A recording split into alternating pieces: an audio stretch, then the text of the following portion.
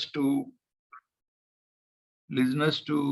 pay attention. He says one should not worry about thoughts that rise during meditation or at other times also. Other times also, we should not, get carried away by those thoughts. We should not allow those thoughts to drag our attention away from the presence of divine inside.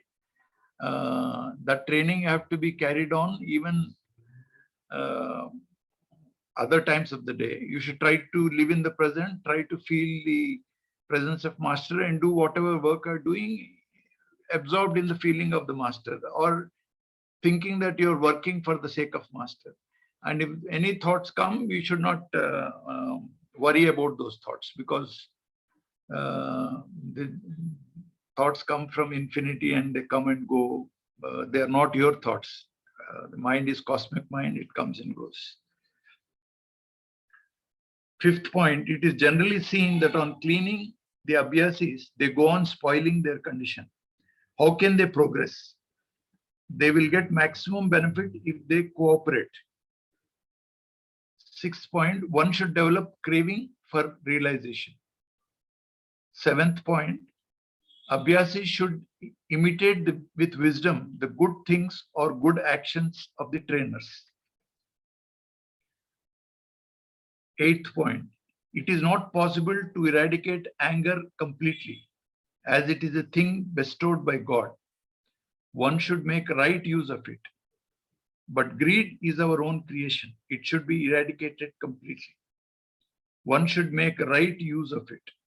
But greed is our own creation. It should be eradicated completely. One should not have greed even for spirituality. It is seen that some abhyasis are very greedy of taking sittings. This is the 8th point. 9th point is change/transformation can be brought about in two ways. Firstly, by desiring for it, and secondly, by force. But in the later case, there is no lasting effect. So every abhyasi should intensely desire for his transformation.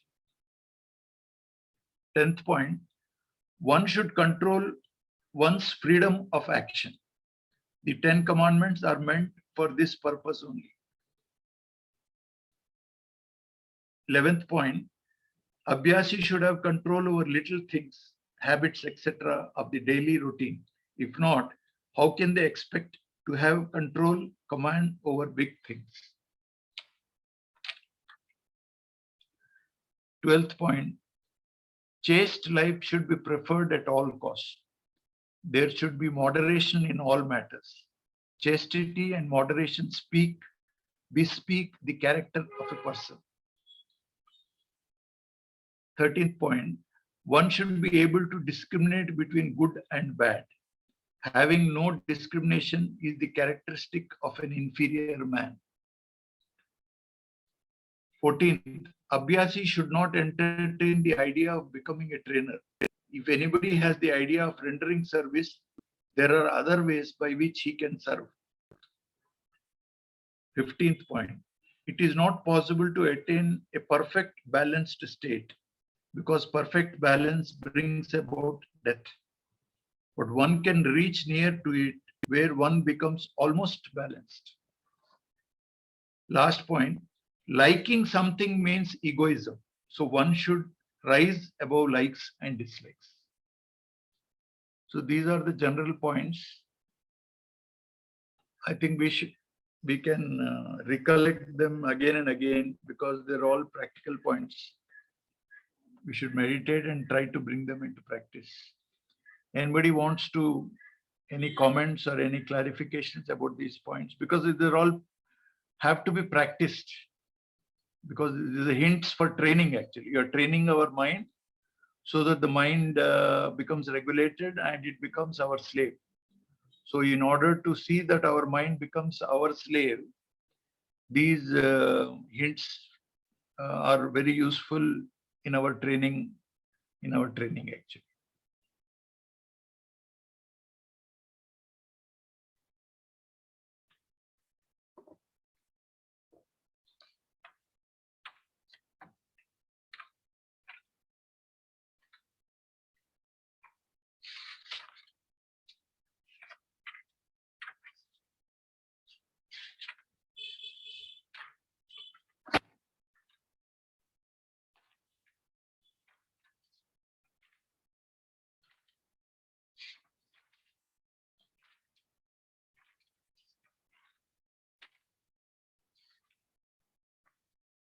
So now we will read goal clarity. Yeah. Goal clarity, selection of path. Okay. So we'll go to the next topic, which is goal clarity and selection of path. The very first thing to be looked to seriously is that the path we select is the right one, leading directly to our goal. It is therefore quite essential to have in our mind a clear and definite conception of the final goal. Do not follow a path because it is oldest, for the oldest one may be most ill-suited to the changed conditions of the world and the society. Do not follow a path because it has been followed by the majority of men, for the majority may not always be right and is more often led by only a chosen few who in all possibility might have been misled.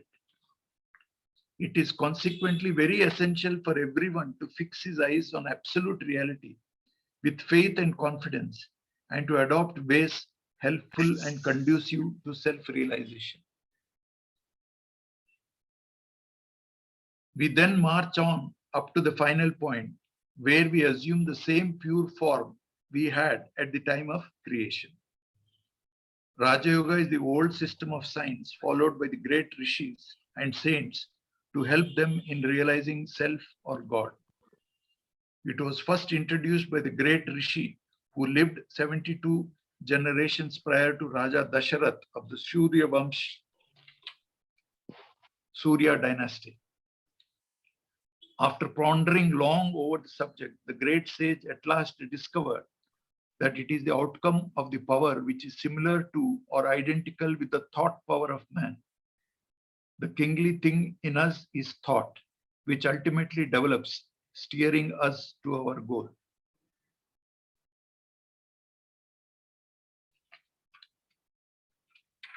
There is some problem, Dharmesh. I'm reading from 2004 book. उसमें क्या है? Next subheading is coming as efficacious way, not the orientation to the goal. No, so there were changes in terms of not the content, but more in terms of how the contents are structured. Okay. So I think this is a 2008 one. Okay. Okay.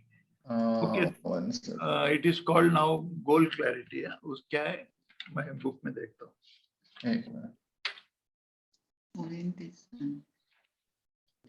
Orientation to the goal now. एक minute.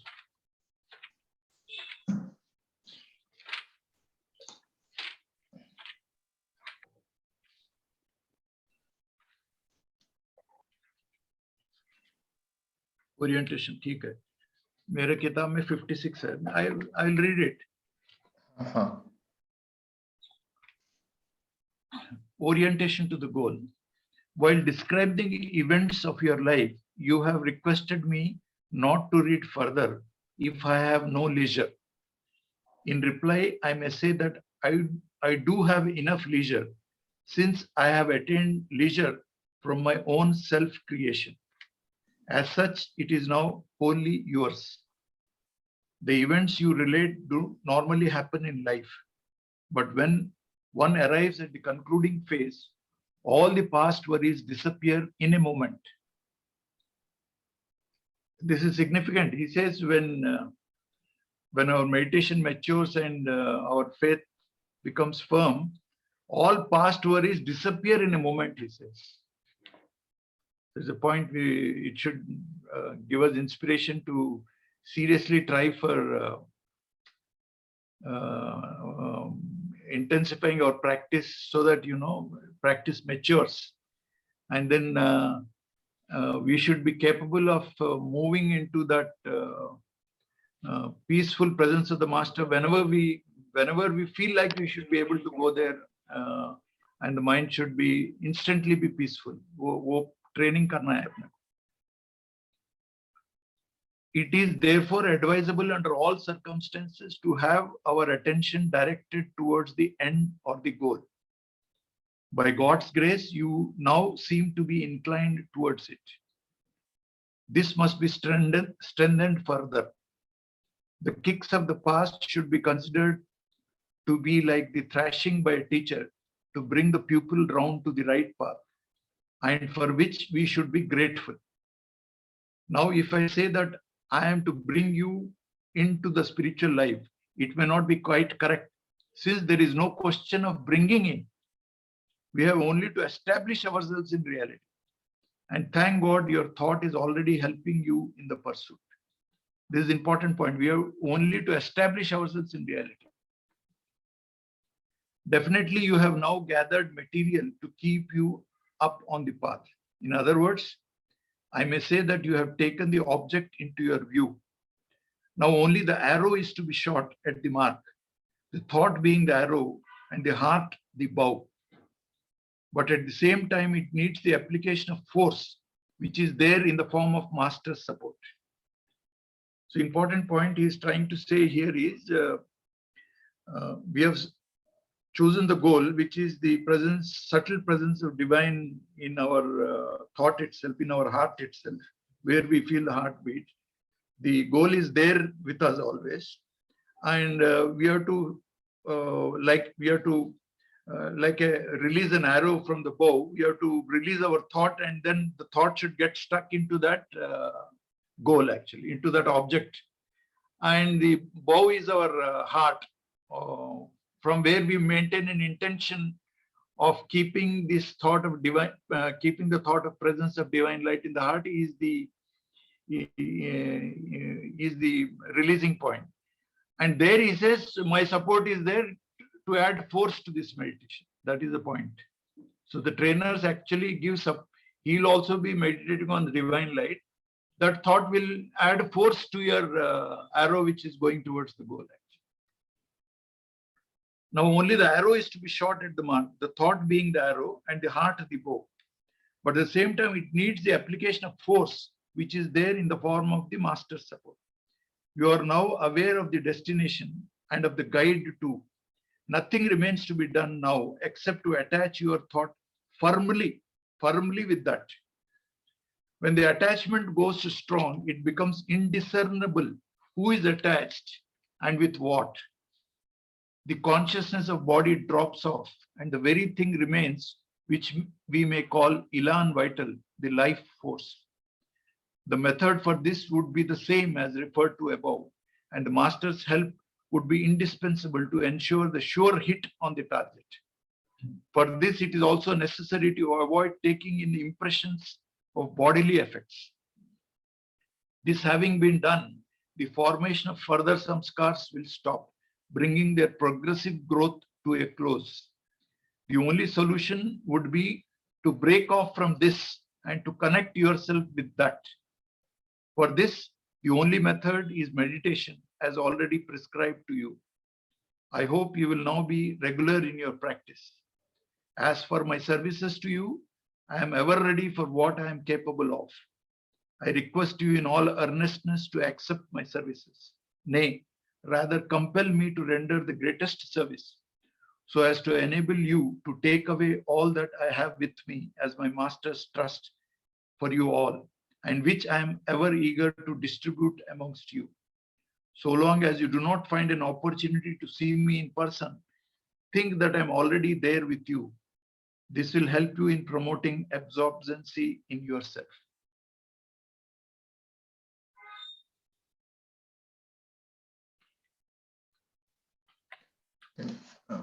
This is important, right? That so long as you do not find an opportunity to see me in person, think that I'm already there with you. Basant Panchami time we had discussions. No, this is the science of the mind itself. You know, now you got a freedom to breed a thought, and when you're thinking about the master, the brain actually feels the presence of the master. Actually, so it totally within our freedom to be in his to be absorbed in his thought, and you think of him,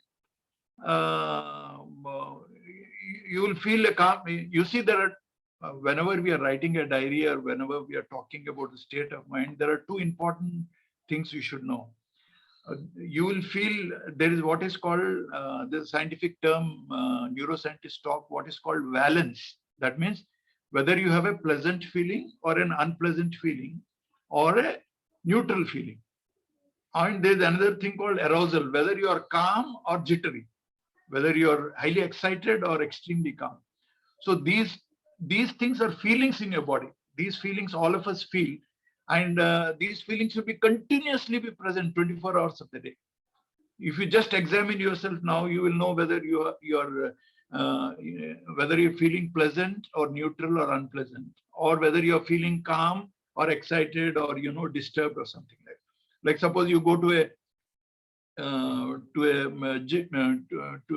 a mall or to a club and all that, there will be a lot of excitement will be there. Suppose you're enjoying a dance song and all that, there's an excitement is there. But you come back home and sit early in the morning when you sit in meditation, you feel calmness in your body actually. So that is what is called the state of arousal of your consciousness. And along with that, this feeling of pleasantness, unpleasantness and all will be there. So, so when we think of the master, you immediately sense a feeling of calmness in your body, and a pleasant calmness actually. And how you train diligently to see that gradually the entire subconscious is changed, and then it comes in harmony with your goal. Now we have, when you're meditating, we are making an intention or a practice to hold the idea of the presence of divine in your heart. We want to hold that idea consciously.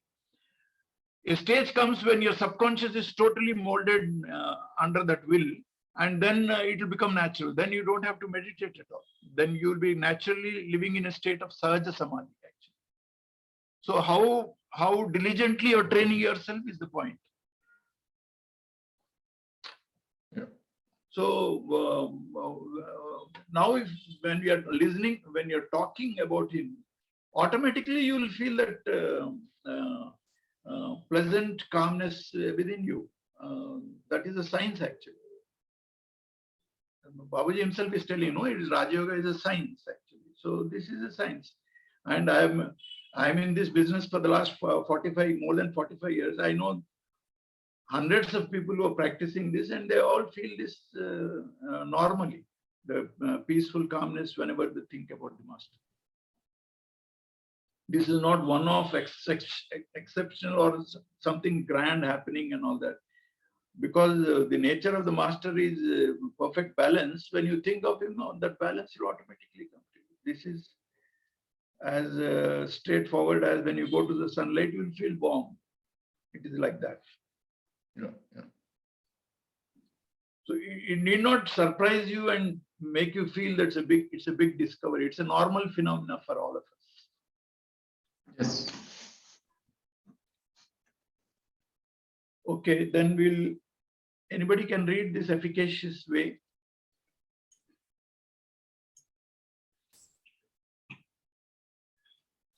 The Efficacious Way.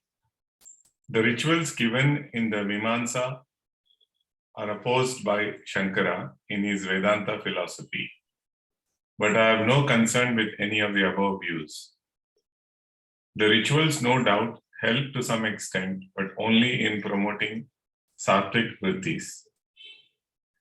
They may also offer preparatory grounds for spirituality.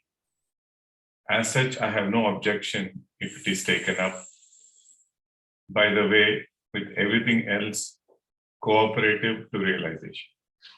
The worship of deities is too commonly prevalent among the Hindus.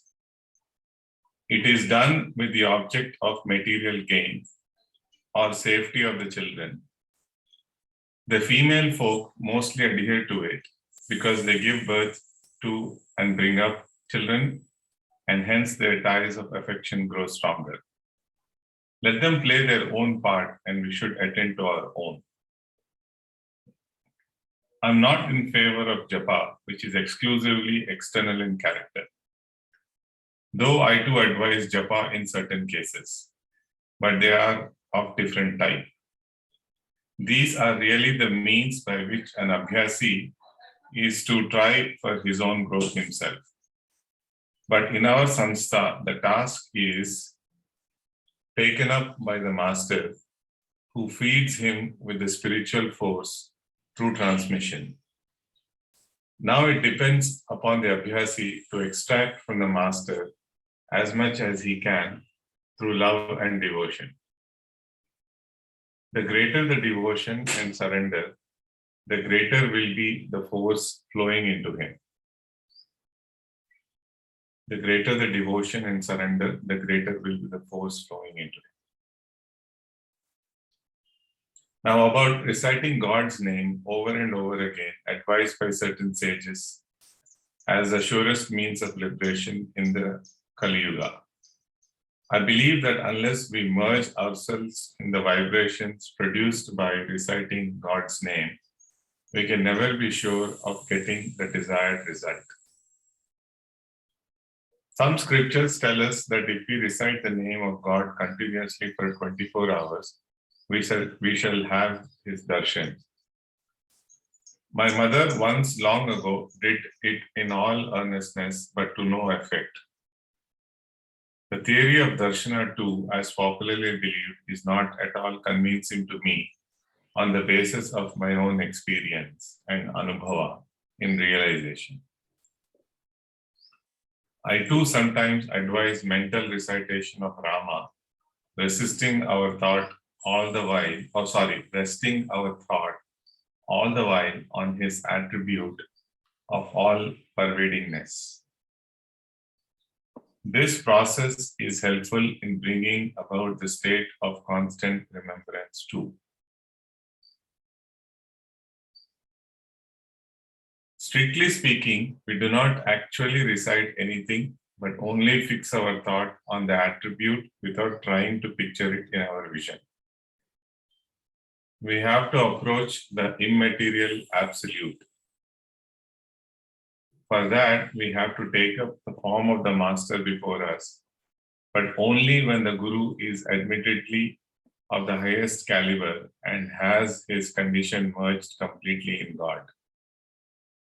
Like my most revered spiritual father. Patanjali too recommends the same in the 37th Sutra. The 4 stages we come across through this process are explained in the practice and efficacy of Rajayoga. The last one almost ends egoism. It is the surest means. I followed it throughout my spiritual career. If such a guru is available, then his form may be meditated upon. Otherwise, the direct method is the best.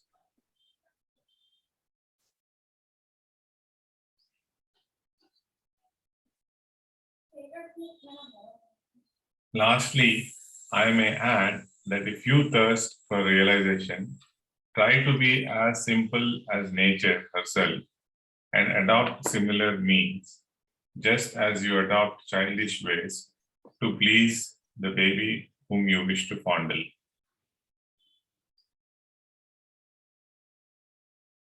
We should pass through family life in a disinterested way, doing everything for duty's sake, without any feeling of attachment. A family life is not a thing to be cursed if it is molded in a proper way. Suppose you are compelled to do something and do it for its own sake without any motive of your own. I will call it a disinterested action bearing no impression on your mind. We should think that we do everything, even in connection with wife and children, in compliance with the order of God. In this way, all our actions will ultimately turn into puja. This is very easy method for connecting your thought with the Almighty.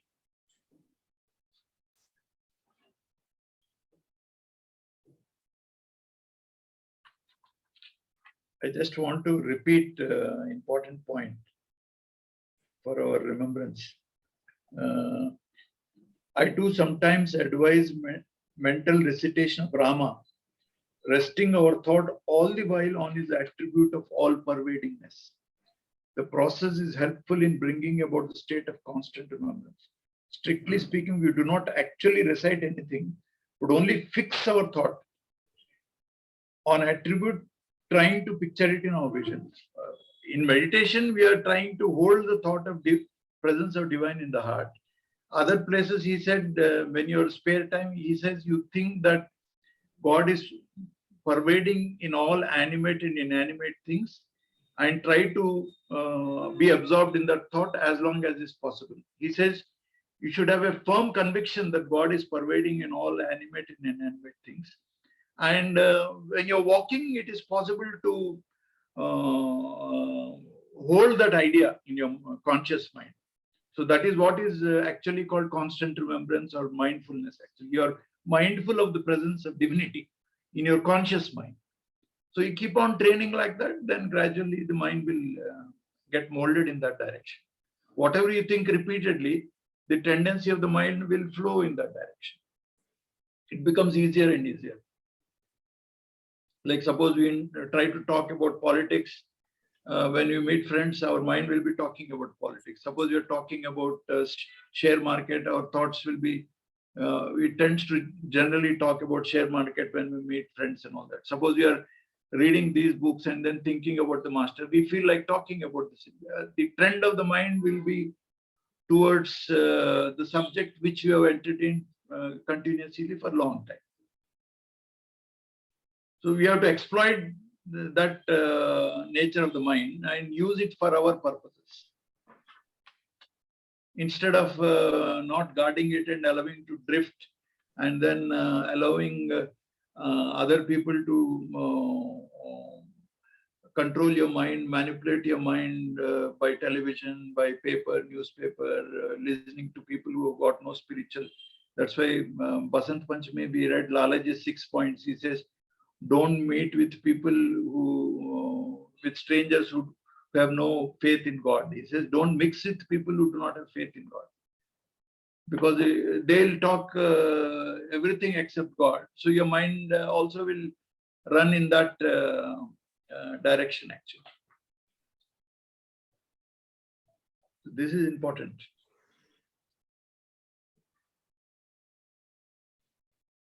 What is the next topic?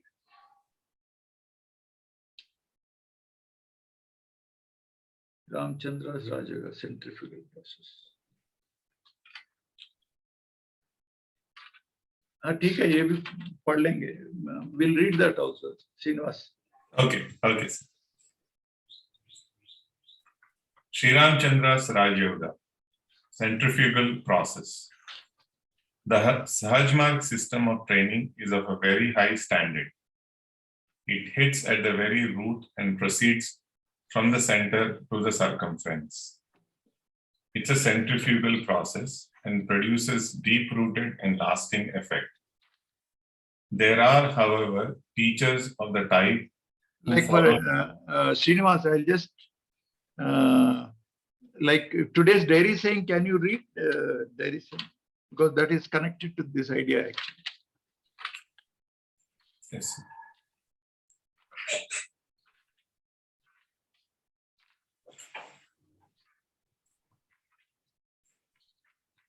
The training under natural path starts from Karana Sharira, causal body, where the impressions are in this seedling form. So that is the idea. Centrifugal means, you know, Babuji puts his force into your causal body, and as you meditate, you will be like watering to that seedling there. And from the causal body, it comes to the astral body, and then it comes into your conscious mind. And your behavior, thought, speech, and action will be influenced by that divinity, which has been implanted into your heart by the power of the master. Only thing we do is we do meditation in the morning, evening cleaning, 9 p.m. prayer, bedtime prayer.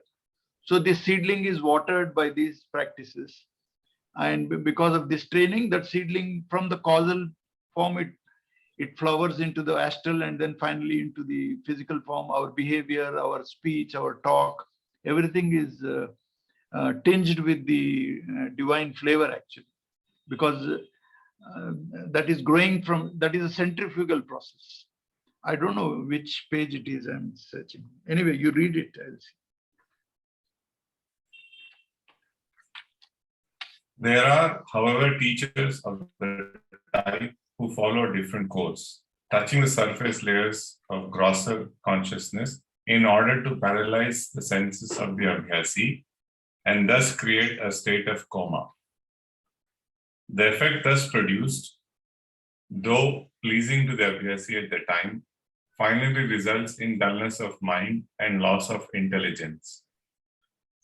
Under the Sahajmarg system, you will find the intelligence of the abhyasi growing wonderfully till it is transformed into divine intelligence. One can feel the gradual transformation in his being if he is sufficiently sensitive.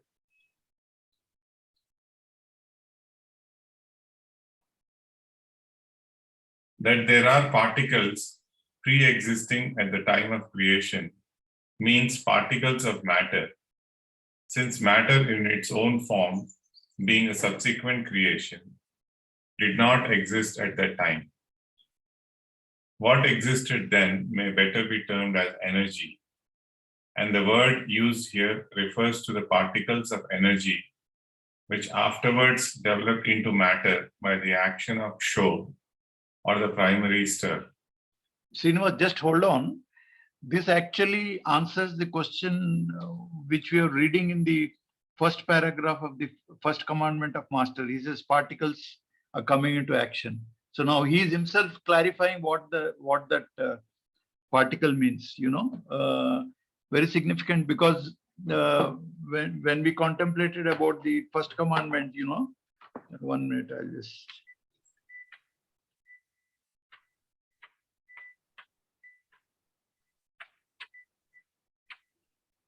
He says, the fire of the divine which has been burning since the beginning of time has not yet cooled down. When the time of creation came, the latent thought came into action and the subtlest particles got heated up. He's answering that question in the first paragraph. Thus the preliminary covering set in from the very first day. By the effect of continuous heating, the particles began to come into motion. So now he's giving you a clue that it means energy, which later on becomes the particle. Yeah. Okay, it's a nice correlation we can make of the 10 commandments and this. Okay. What existed then may be termed as energy, and the word used here refers to the particles of energy which afterwards developed into matter by the action of show or the primary stir. God has no mind and requires human mind for connecting with reality as it has evolved. In this connection, I may add that if God, Brahm, be supposed as possessing a mind, then the function of the mind must also be there. Then he too must be subject to the effect of his own actions. But he is universally accepted to be free from all such effects. That means the functioning of mind is not there. This finally amounts to non-existence of mind. I think this complexity of thought arises only because of the numerous conceptions of God. But when speaking of God in this conception, I mean God as Brahma, in his absolute state, beyond everything, beyond even power, activity, or consciousness, not to speak of the mind. Now the human mind, through which it works, having been completely negativated, has no individual functioning of its own, and all that comes into action through its medium is divine. Hence, it serves as an instrument of God.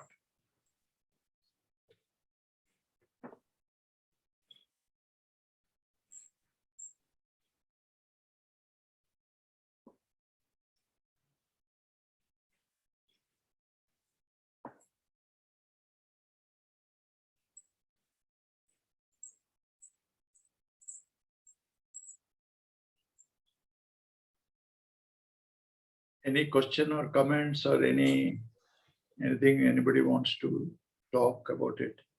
Any views about what he has learned from this article? So, Dharmesh Bhai, can you go to the next page, the last one? Sir, he says that now the human mind, through which it works, having been completely negativated, has no individual functioning of its own, and all that comes into action through its medium is divine. So I think the divine expression of the divine, that's like a condition that you have to go through all these steps. That is what, when yoga basically means we are trying to transcend the mind. We are trying to say mind will, almost like in deep sleep state, Shushupti stage, mind is virtually absent. You are not conscious of the world. You are not conscious of your body or your thoughts. That is virtually, it is absent actually. So Chittavritti Nirodha also means that you become, like now I'm talking, I'm cognizant of speaking to you. I'm also cognizant of my voice. And I'm also cognizant of the effect of the voice which is making on my own mind. All these things are vrittis, which are conditions of the mind appearing in my consciousness. And when the mind itself is silent, then the Brahma or the God will have no obstruction by the mind, and it becomes a divine mind, and it becomes an instrument of God. Then the individual will or the divine will becomes one, because it is completely in harmony. So that's what Babuji repeatedly talks about. Human being, when he is realized, he becomes an instrument of God, and then he becomes a source of happiness, a source of happiness to everybody, because his mere presence brings about freedom from miseries and suffering. That's what he keeps on talking about it. So basically, mind will be just like my hand or feet or something, or my vocal cords. Suppose I want to talk to you, my vocal cords come into action. Suppose I want to pick up a glass of water, I become aware of my hand. Suppose I want to go and pick up some medicine, I walk, then I become aware of my feet actually. Now I'm not conscious of my feet unless I'm thinking about it. I'm not conscious of my hands. In the same way, you're not conscious of your mind. The mind comes into play when you want to use it for some purpose. You want to talk to something or write an article or explain about the master to somebody. Then the mind comes in, you become cognizant of the mind, and you use the mind, then it becomes silent again. So that is what you can think that it should be a kind of a conception of the nature of the goal which you have to arrive at. In the earlier article, he said that you should have a clear conception of the goal in your mind. Goal clarity should be there. When Chittavritti Nirodha or balance or moderation means this kind of a state of mind where your mind will be just like your hand or feet. You're not normally aware of their functioning. You use them. When you use them, you become conscious of your hand or feet or your mind, like that. So you can have a practical conception of what a goal should be. And before that itself, if you have read the suggestions which Master gives, the techniques or the practices for spiritual development, he says, your mind, you should control ordinary habits, otherwise how can you achieve bigger things? Then he says, if you have a liking in your mind, you should know that ego is there. You should rise above likes and dislikes. When the mind itself is not there, where is the question of judgment? Where is the question of like and dislike? So you can practically form, by reading these articles, you can have an estimate of what is the practical nature of the goal which you're trying to read. Before that, you can also take a tip from Babuji, like in Showers of Divine Grace, method of training. He says meditation means your mind is accustomed to the center itself instead of wandering here and Wandering. we fix our mind on the, here also he says you fix your mind firmly with that goal, he says. So we train ourselves such that the mind will be able to stay on the thought of divine light for 1 hour at least. So when it is trained, then automatically you will see that you will know the nature of the mind. And once you know the nature of the mind, it is as good as God realization or self-realization. So these are the various conceptions you can have, which you can strive towards aiming for that. Yeah, then I think it can become that simple as nature. That Naturally, because when the mind is not creating useless, yeah. First of all, your mind will not be able to stay on the divine light. It keeps on wandering here and there. And suppose a person has got a lot of desires, and a person has got a lot ill will or judgmental attitude towards anybody, his mind will not be absorbed in the divine thought. So he will never enjoy meditation because his mind will not achieve that what I told you, about that calmness and then tranquility, calmness and then pleasant feeling you will feel when you are in contact with God. It's a very pleasant experience actually. So that is not possible if you have if you are a slave of desires or if you are got ill will against somebody. He's a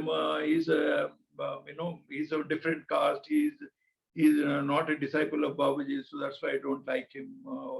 A difference of opinion or political differences or caste differences, you dislike or judge somebody, then it is not possible to achieve that tranquility and calmness. So this has to be removed by cleaning. Actually, you have to do cleaning means getting rid of all dogmas and all wrong assumptions, wrong viparyaya, that means wrong cognition. Everything, pretty much everything is wrong cognition, which continuously is the content of your consciousness of general human being. Actually. So that can be only done by regular cleaning and cleaning by the trainer. Without that, how can you enjoy meditation?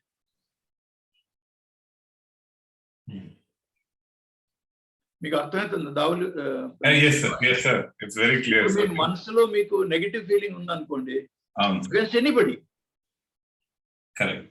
And like suppose I'll take a common example. There's so much of negative feeling for Nagesh in our friend. He says, why are you going to Lakshmi Plaza? He is given by Nagesh. Now he has left us.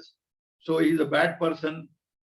The mere thought, presence of this thing will not allow you to get absorbed in master, because God is present in everybody, whether good person or bad person is present.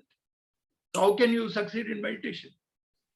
So cleaning you should get rid of all these things. And that is the duty of an abhyasi and as well as the trainer also. So if this awareness itself is not there, then how can you progress in meditation? Yes, sir. Likes and dislikes is egoism. That's what he told you, if you have liking. Yeah.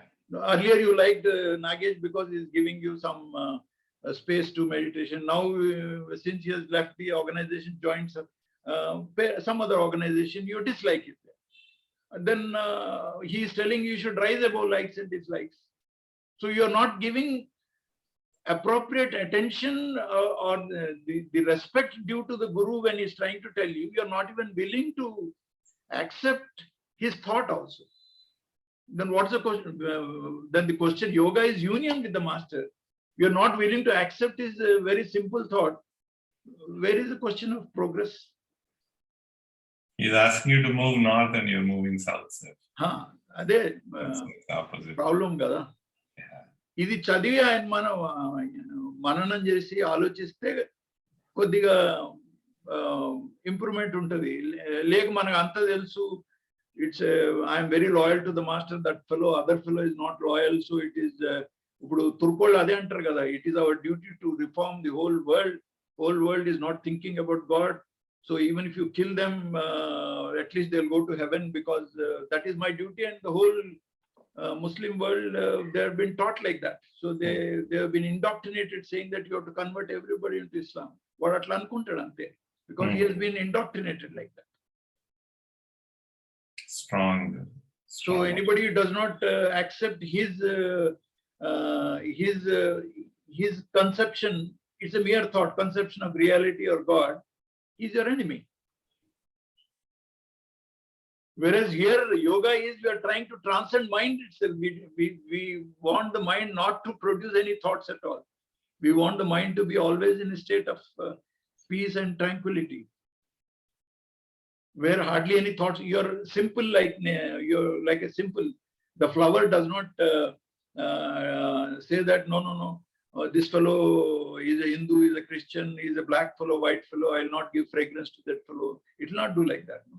So when he says you should be in tune with nature, you should also be like a flower, but irrespective of the other person's thought content, you should behave, you should treat him like a brother. But unless intellectually also, if you don't understand, how will you progress in how will you make that condition your own? Actually, it should become part and parcel of your texture of your mind. Actually, so intellectually, if you're not appreciating that idea, you're not having a conceptual idea about the whole thing, then where is the question of achieving it? Yeah, and in the next page, Master says you have to go beyond power. I mean, the journey is much more beyond mind, actually. But yeah, you have to think deeply about all these things. Yeah. He's too far advanced. But he says, I guarantee you that you will realize you will achieve liberation in half of a lifetime itself. When such a powerful master is telling, you must at least believe him and try to put his thoughts into practice.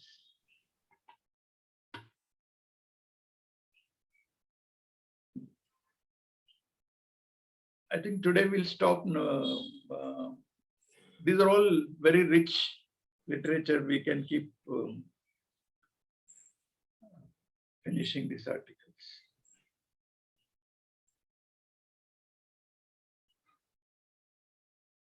Any other questions? Anything else?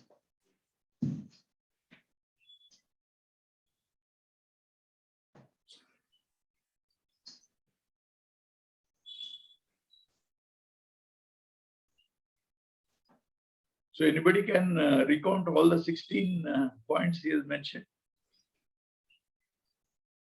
At least some of them. Dharmesh. Broadly, whatever you remember. Yeah. The one point I remember was the control comes through the practice of the 10 commandments. Okay. One point I remember. Greed is our own creation. So that's second should point. Come out of that. Okay. Thoughts come to evaporate, so don't pay attention to them. They're going out of the system. Yeah. Don't get worried about thoughts. Manaki, if Corona and tomorrow again the economy will collapse, what will happen to my EMIs and what will happen to stock market? I've invested so much. All these are worrying. One thought comes about Corona and then impacts on economy. Our mind goes into that reverie and then it goes into a chain of thoughts linked to that, and we start getting worried about. He says, don't worry about thoughts. At the time of meditation, also at other times. That is the point he says. First one was we should have a firm conviction in the goal, and we should have that. That's right. Yeah. Abhi to 4 hi bole no, 16 point bole no. Because we are students, upon exam लिखे तो बाहर करते ना, रट्टा लगाते वैसे. रट्टा लगाने की जरूरत नहीं है, but at least main ideas तो याद रहना चाहिए ना. So another thing he says is, if you create interest in meditation, then half the work is done. Half the job. This is a good point. Yes.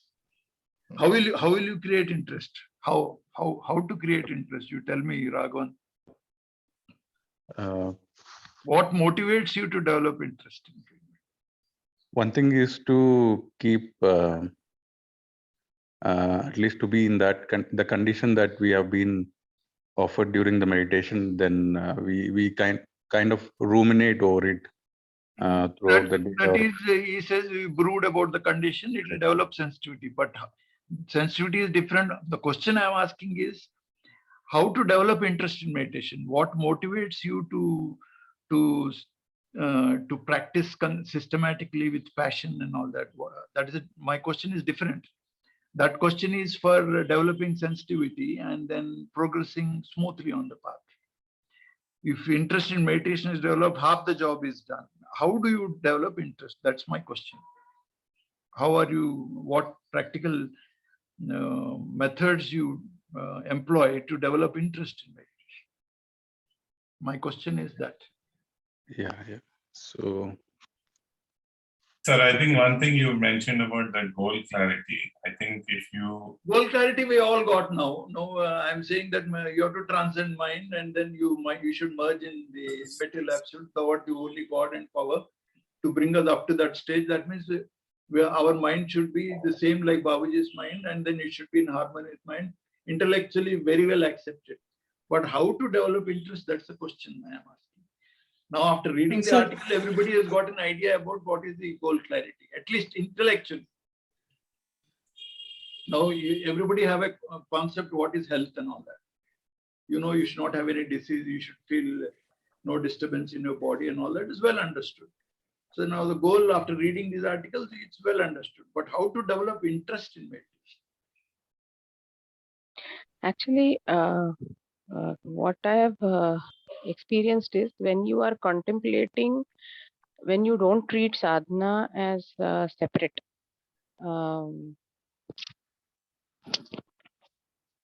So when you don't treat sadhana as separate from life, and you learn to contemplate events in your life with respect to sadhana, then you know the linkages, and then you start taking your meditation seriously.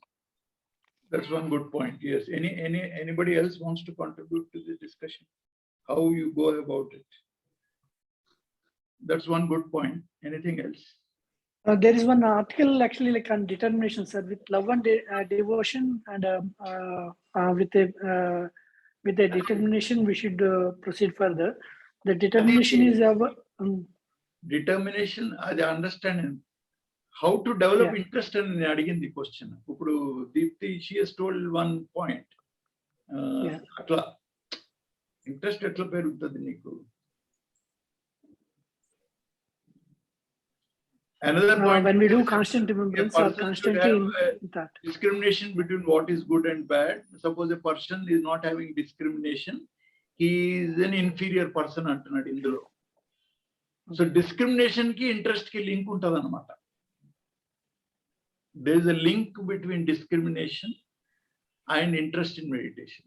Suppose in Basant Panchami Day, we have read Lalaji's big article on Adi Daivika, Adi Bhautika, Adhyatmika. If you contemplate about the impermanence of life, you contemplate about the reality of suffering due to old age, suffering due to disease, suffering due to, losing your friends, relatives and all that. When you know that life is uncertain, when you know life is impermanent, I mean, while you go, when you die, you don't carry any, even a 5 paisa coin, you cannot take it into the different realm altogether.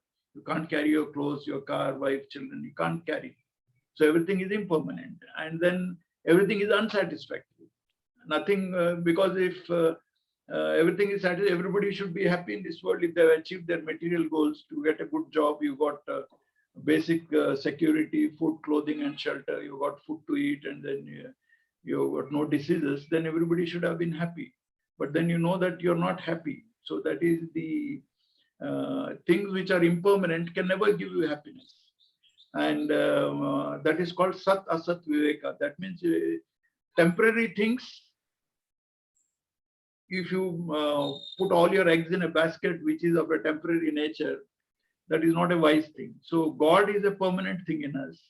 So if you contemplate about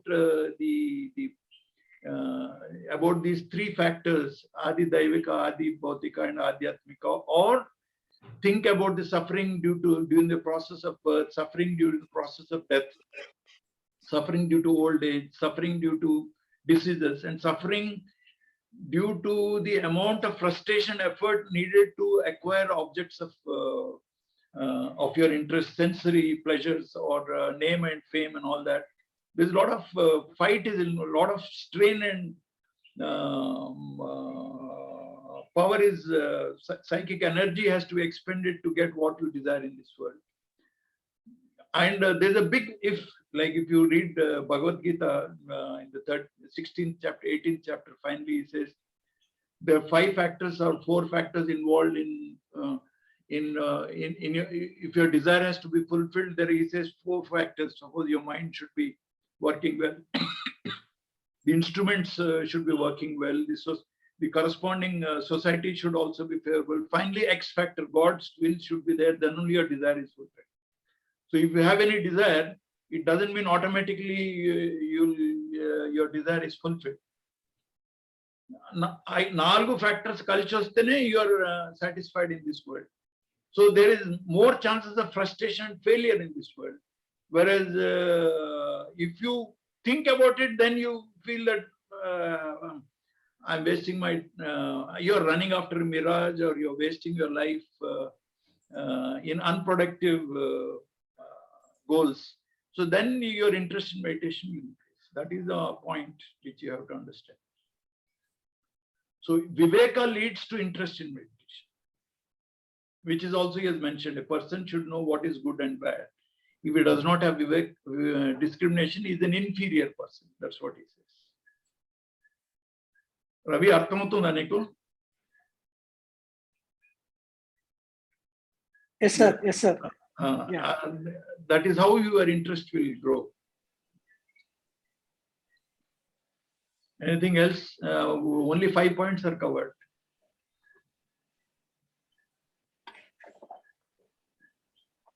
Chastity is what? Chaste life. What is the meaning of chaste?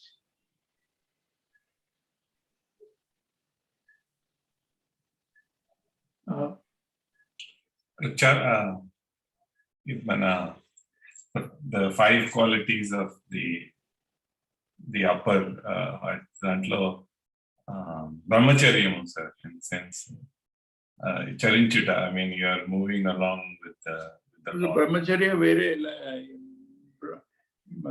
of course brahmacharya accurate English word undadu. English word is chaste now. So there is no equivalent word for brahmacharya in English language. So chaste word ni Telugulo emantaru cheptunna.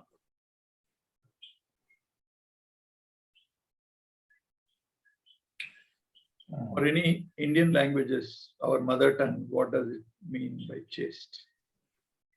You just Google it, translate it. Chaste ante pavitrata. Huh? Pavitrata. Pavitrata. That is right. Pavitrata. Subodh आप समझे मराठी में क्या बोलते हैं chest को? Marathi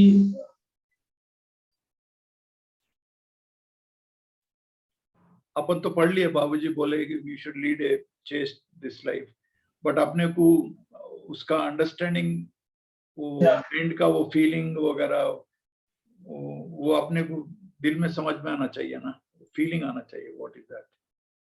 So you will be able to express it better in your native mother tongue. Pavitrata is also Marathi word. Okay.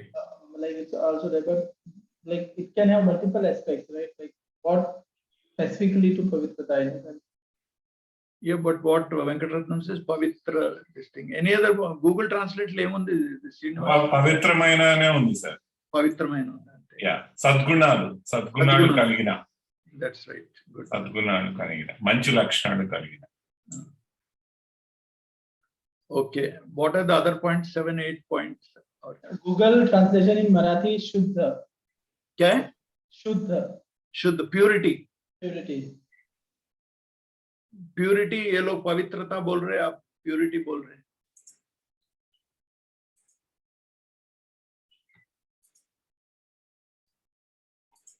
So chaste is Shuddha and chastity makes it Pavitrata, like Google translation.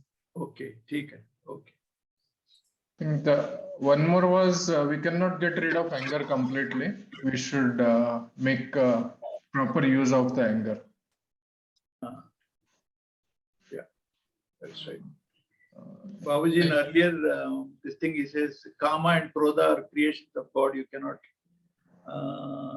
remove them, because Kama is if Kama is removed, he says intelligence will go altogether and you become a useless person. And Krodha is the force which will help you to achieve even God also. Krodha is that feeling that which gives you the impetus to achieve anything. Yeah. Like Babuji has written that in half of a lifetime you can achieve liberation.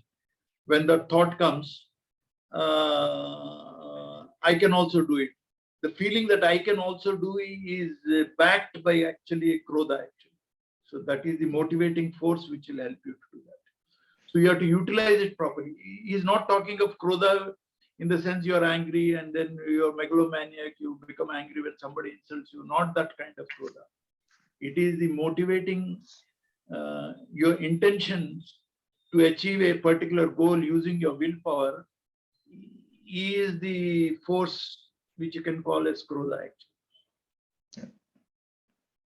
The other one was we should have control over small things like habits and other things. If we can The daily routine. have the control over small things, we cannot achieve more. Yeah, that's right. Good.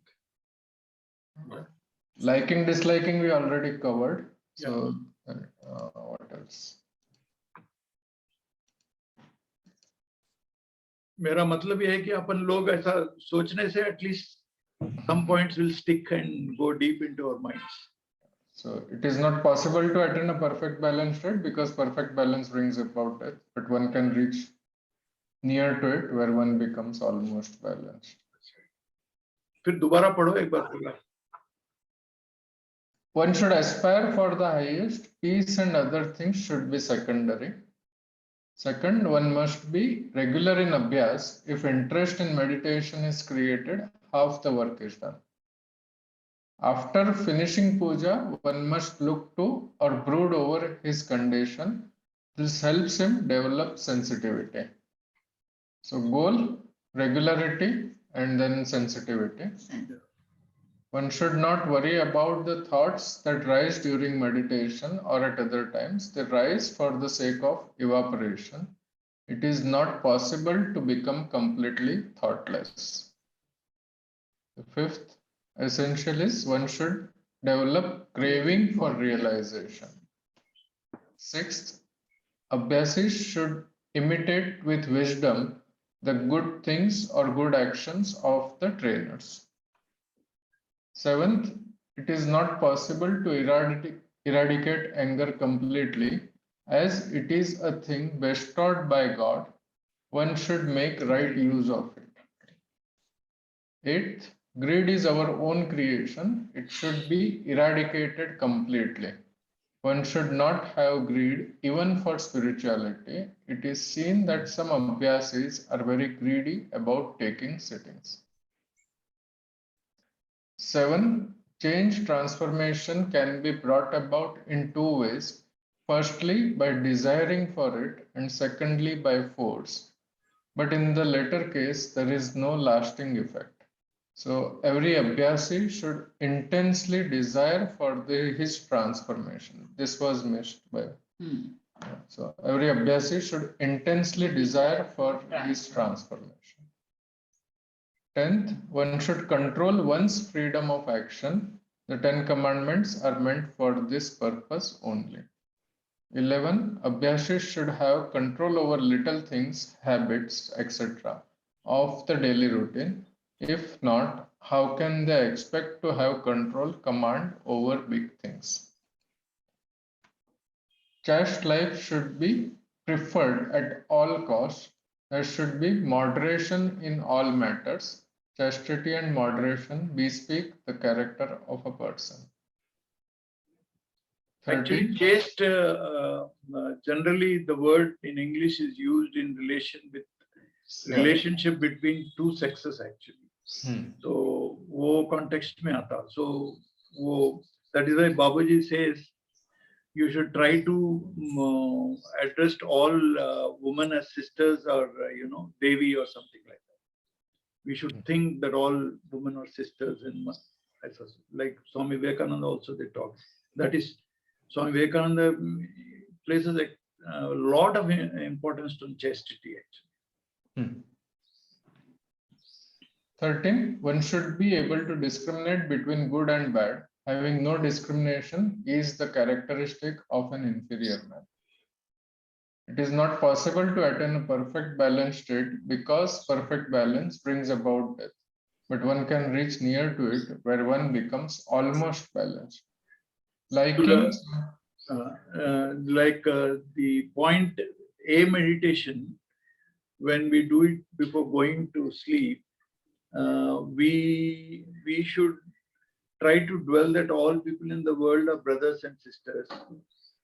That feeling, वो thought के साथ जो feeling आता है, we should allow that feeling to become prominent in our heart, and then hold that feeling for some time at that location. Your attention should be on that location and hold this feeling. Then it will help you develop chaste life. Otherwise, one of the major obstructions for spiritual advancement is the very powerful urge for the propagation of species, which works through these lower centers. Actually, they're actually God-given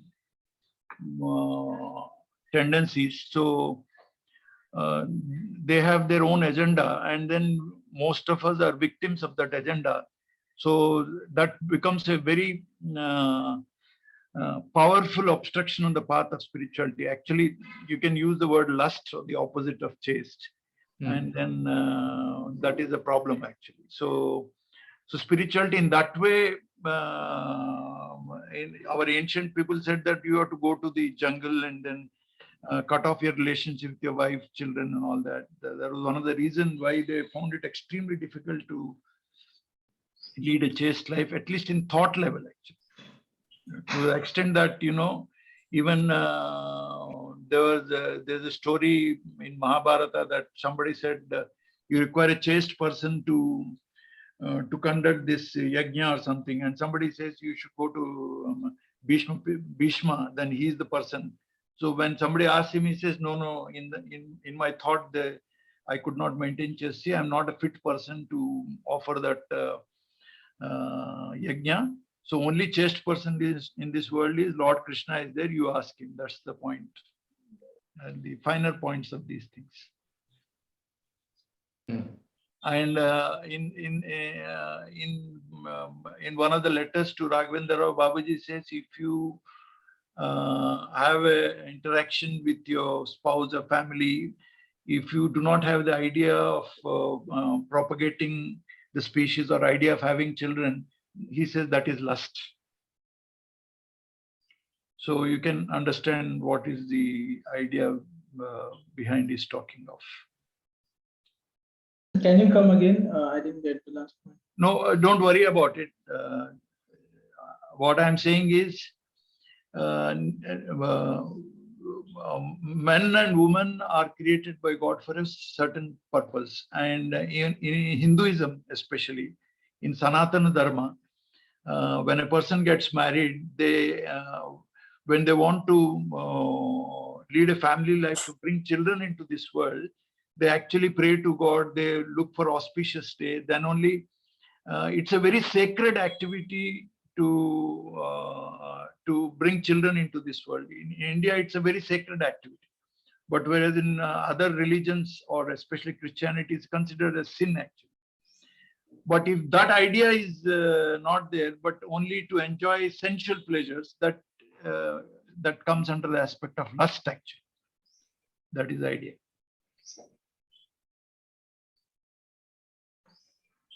So a person can be married, but he can still be a brahmacharya, or still, to put it in a much narrower term, you can use it as celibacy also. I mean, there's high standards, but once that wisdom dawns inside you, automatically these qualities will come into you.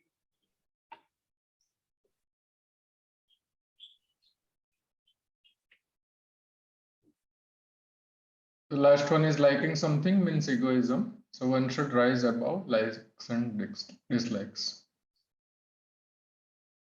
Okay, फिर we'll meet next Sunday.